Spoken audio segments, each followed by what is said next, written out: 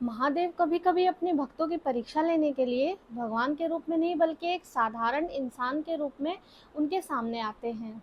लेकिन असली परीक्षा तभी होती है जब भक्त को पता ही नहीं होता कि सामने स्वयं भगवान शिव है।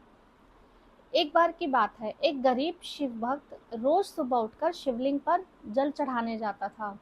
उसके पास ज्यादा कुछ नहीं था, लेकिन महादेव के लिए उसके मन में अपार श्रद्धा थी। एक दिन पूजा के बाद उसने हाथ जोड़कर कहा कि हे महादेव, मेरे पास आपको देने के लिए कुछ नहीं है, बस मेरा विश्वास है, इसे कभी मत छीनना। उसी दिन शाम को उसके दरवाजे पर एक भूखा साधु आया। साधु ने कहा कि बेटा, मैं बहुत भूखा हूँ, क्या मुझे थोड़ा भोजन मिल सकता है?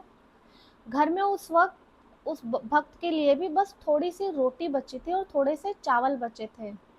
वह उसने कुछ पल सोचा। भक्त मन ही मन सोचता रहा कि अगर मैं खुद ये भोजन कर लूंगा तो ये बेचारा बूढ़ा साधु भूखा रह जाएगा। फिर उसने वह आखिरी रोटी जो बची थी, थोड़े बहुत चावल बचे थे, उसने उस साधु को दे दिया और बोला कि आज मेरा पेट नहीं भरेगा तो कोई बात नहीं, लेकिन आपके पेट में भूख रह गई तो मुझे बड़ा दुख होगा। साधु मुस्कुराया और बिना कुछ कहे वो वहां से चला गया। अगली सुबह जब शिव भक्त मंदिर पहुंचा तो उसने देखा कि शिवलिंग के पास वही साधु खड़ा हुआ था, लेकिन अब उसके चेहरे पर साधु की झुर्रियां नहीं थी। चारों ओर दिव्य प्रकाश फैल गया और मंदिर और भक्त के सामने स्वयं महादेव प्रकट हो गए।